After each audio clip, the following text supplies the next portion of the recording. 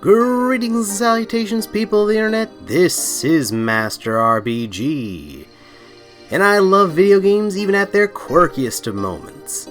At least I usually do. But sometimes there are things that just infuriate me to no end. I'm talking about those elements that nobody likes, and yet somehow or other end up in just about every single game. Ladies and gentlemen, for your entertainment, here are the top 10 most annoying video game elements ever. Number 10. Small yet impenetrable obstacles. Even as a small child, any gamer will fail to see the logic of this game element.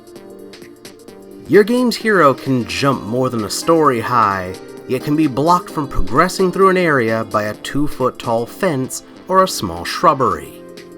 In Pokemon, you can potentially start out with a monster that breathes fire.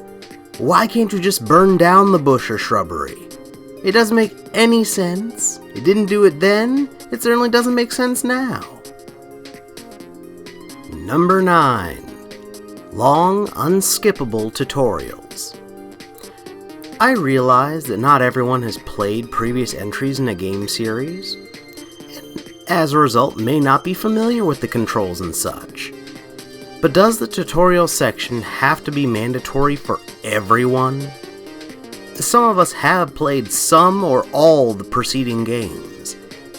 Heck, with multiple endings in many modern games, we've probably beaten the current game multiple times already.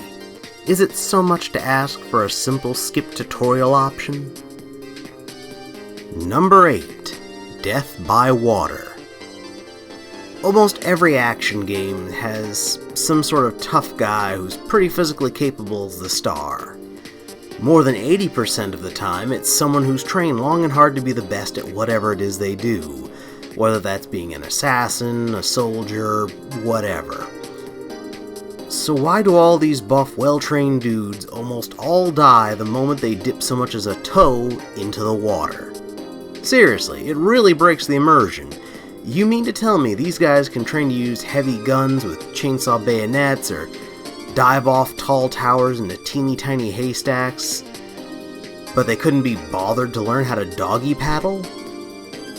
If you didn't want the player going in or near water, then why did you bother putting water in the game as a place they could potentially go? Number 7. Breakable weapons. Now, I realize that, realistically speaking, no weapon could ever be used to hack at literally everything you run across and not eventually break. But I refuse to believe that any weapon, sufficiently well crafted, will simply shatter after being used 10 or 20 times. No reasonably crafted anything will break that easily. By this logic, my bread knife should shatter after I put jelly on toast with it 20 times. And we all know it's not that easy to break a reasonably crafted tool. Now fortunately, this isn't that common of a game element, but when it does come up I can't help but be irritated by it. Number 6. Quicktime events. I used to enjoy cutscenes in video games. No, really, I did. But now I feel a small twinge of dread every time one comes up because of flippin' Quicktime events. Sometime in the late 90s, this really became a thing. A seemingly normal cutscene pops up in your game, and then a little ways into it, some action starts happening and suddenly there are button prompts on screen insisting that you spam the X button for dear life. And heaven forbid you should mess up a Quicktime event, because then you'll have to start the entire cutscene over again. It was unique and innovative in Resident Evil 4, and it's a welcome addition to the otherwise slow-paced point-and-click adventure game genre, but that doesn't mean it's a good fit for every game. Number 5. Doors that use unconventional means to be opened. Hi, game developers. Can we talk for a moment? This is a door.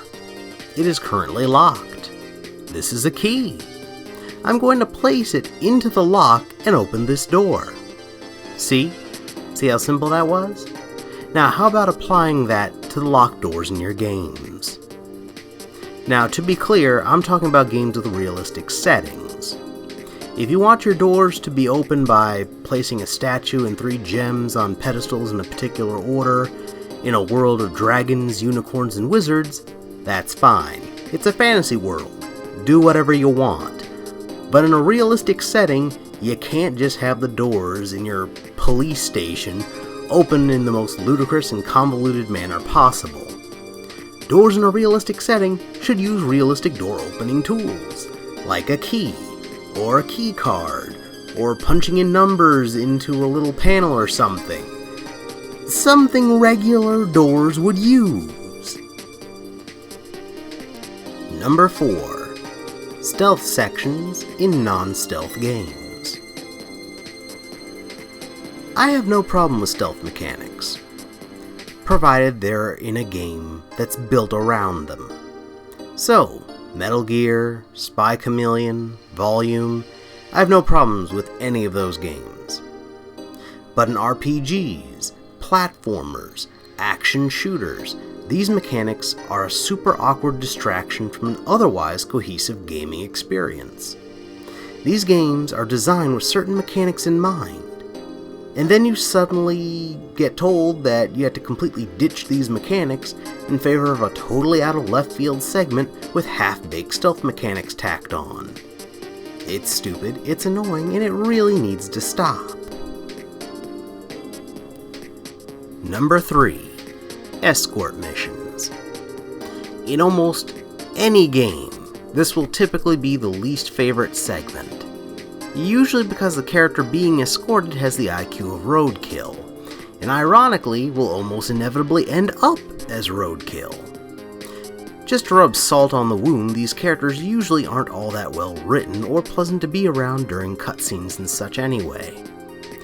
In fact, if the game didn't force you to protect them, you probably wouldn't think twice about these characters. Now, fortunately, in more recent games, this hasn't been as prevalent as it has been in the past. I mean, thank goodness for the likes of BioShock Infinite giving us Elizabeth, because dear lord, that is the standard you should set all your escort missions to. Okay, other game developers, pay attention. Elizabeth, this is how you do freaking escort missions right. Okay, let's go ahead and move on to the next one. Number 2. Water levels. Hey guys, quick show of hands. Who here actually likes water levels in their games? No one? Nobody at all? Wonder why that might be. Now, I'm not saying that water in video games is inherently bad, even though water in one way, shape, or form has appeared on this list twice now. But it doesn't really get used well in most games. In games like platformers, where each level needs a unique theme to set it apart from the others, I can understand why water levels would get made. But way too often, the levels either treat water in the level as a method of instant death, or alternatively, the water level is a complete departure from the usual control mechanics of the game. So your quick-paced, tightly controlled platformer becomes a slow, floaty, awkward mess. And don't you even get me started on a certain water temple. Number 1. Unfair AI. Let's face it, we've all had to deal with this before. A computer-controlled opponent who's a dirty, cheating SOB.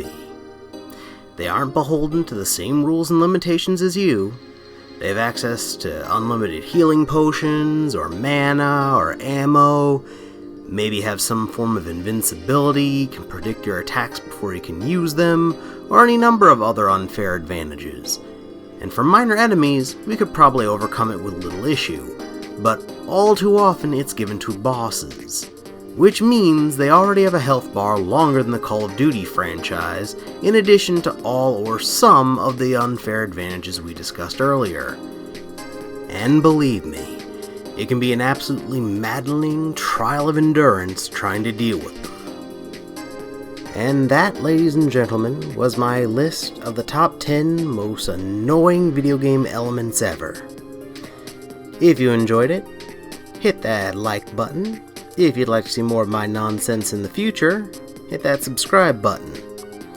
And if you'd like a couple of suggestions but for other videos made by yours truly, well, how about these?